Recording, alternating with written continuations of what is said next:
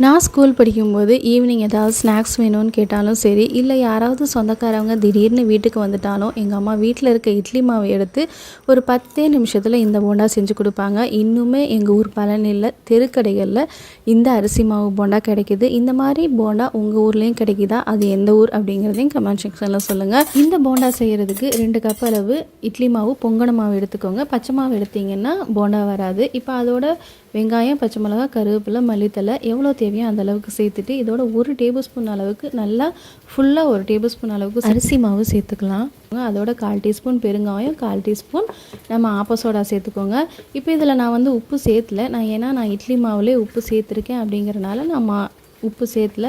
நீங்கள் மாவில் உப்பு சேர்த்தாமல் இருந்தீங்கன்னா இதோட ஒரு 1/4 டீஸ்பூனோ இல்லை 1/2 டீஸ்பூன் அளவுக்கு உப்பு சேர்த்து நல்லா இந்த மாதிரி திக்காக இப்படி நம்ம ஸ்பூனில் எடுத்தோன்னா கீழே கொஞ்சம் லேட்டாக விழுக்கணும். இந்த அளவுக்கு இருந்தால் போதும். இப்போ இந்த மாவை மிக்ஸ் பண்ணுறதுக்குள்ளேயே நான் அடுப்பில் எண்ணெயை காய வச்சுட்டேன். அடுப்பில் எண்ணெய் நல்லா சூடானதுக்கப்புறமா நம்ம கையை கொஞ்சம் ஈரம் பண்ணிவிட்டு இந்த மாதிரி மாவை எடுத்து கொஞ்சமாக போடுங்க.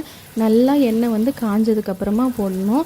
அப்போ தான் நம்ம கீழே போட்ட உடனே மேலே பார்த்திங்கன்னா தானாக இந்த மாதிரி உருண்டு எலும்பி பெருசாகி வரும். எண்ணெய் காயாமல் போட்டிங்கன்னா நம்மளுக்கு நிறைய எண்ணெய் குடிக்க ஆரம்பிச்சிடும் போண்டா. அதனால் நல்லா எண்ணெய் காஞ்சதுக்கப்புறமா நம்ம போண்டாங்களை போடுங்க.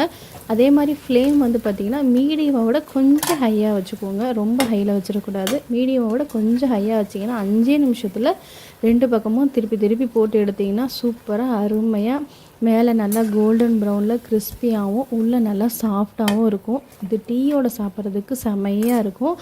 இந்த மாவு ஊற வைக்கணும் வெங்காயத்தை போட்டதுக்கப்புறம் அப்படின்லாம் அவசியம் இல்லை. நம்ம நல்லா இட்லி மாவு பொங்கன மாவு எடுத்திங்கனாவே போதும். அருமையான போண்டா சூப்பராக ஒரு 10 நிமிஷத்துலேயே ரெடி ஆயிரும்.